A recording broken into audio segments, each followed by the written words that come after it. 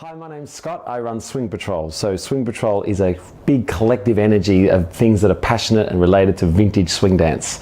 So while I'm currently focusing on Swing Patrol London, there is also Swing Patrol Sydney, Melbourne, Berlin and Tasmania. So its bread and butter is running dance classes. So we teach people how to dance. But of course we run massive workshops. We run big weekends, including the London Swing Festival.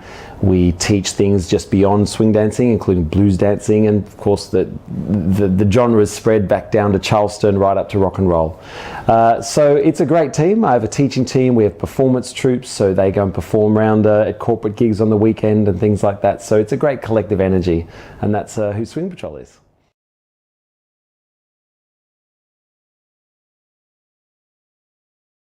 So Swing Patrol started in 1998 at a little pub in South Melbourne. We had 23 students on the first night, and we started on carpet, and we never dreamed it would become this group that has got a bit of a global reach now. Really, we just started Swing Patrol because we loved it and no one else knew how to swing dance almost in Melbourne. So we just wanted to share it and see if other people could get involved.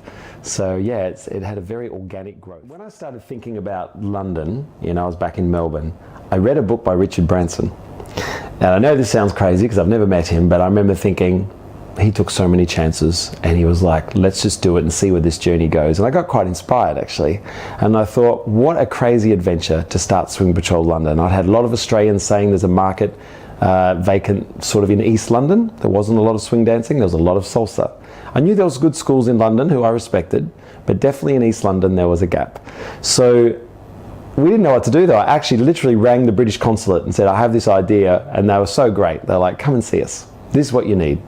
And so I made so many mistakes early on, but it really came about from a dream of knowing that London was a massive city, knowing I would love to live here, knowing my brother was here, and knowing that if you can do it half right, and I'd already had the experience, blueprint what I'd learnt from Melbourne and Sydney, and do it well in a new part of London where there wasn't a lot of swing dancing. And that's pretty much what's happened. We've done it, hard at first, but now we really hit our stride, and we've gone from nothing to 1,500 students a week.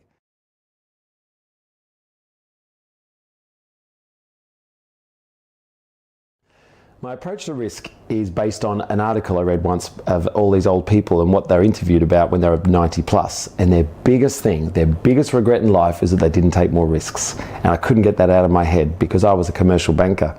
I could have easily, sat in a nice corporate life, had a nice corporate car. And I remember thinking, I've never taken a risk in my life. I've got my graduate diploma of banking and finance, got into banking, and it was all very easy really, but I was bored. Really, I wanted to make a difference. And so it was a massive leap of faith. Could you imagine my father, the phone call when I told him I was starting a swing dancing school and leaving my banking and finance career? And he's my best mate, but it was hard for him to hear. Going, what are you doing?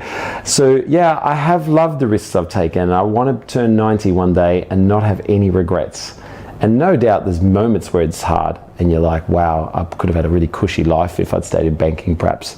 But I'm the master of my own destiny, and I'm proud of that. When I see retrenchments in the big corporates, which they happen every few years it seems, and including a lot of my friends, I get really proud that I've done those hard yards and I'm self-made and I don't have to rely on a decision from someone above me. It's up to me to make it or break it. Going to be hard work early on, but embrace that and love it and enjoy that satisfying feeling at the end that you've created something. So don't go under any illusions it'll be easy. And I would say allow there to be grey. So some people say, oh, I couldn't be an entrepreneur because I need the money to pay my rent. But I started with, I got a part-time job. I worked all weekends from like 8 to 8 in a telecommunications company. So I had my weekdays free to build a business. So all I knew is I needed a little bit of pocket money to pay for food and so forth, and my rent. So remember, there's a grey in being an entrepreneur. You don't have to just walk away from everything and take the massive risk that people think there is, but just start slowly. So what drives me about Swing Patrol is I have a genuine love for the dance. And if I didn't have that, I shouldn't be the head of Swing Patrol, because at the end of the day, it's a wonderful old vintage art form.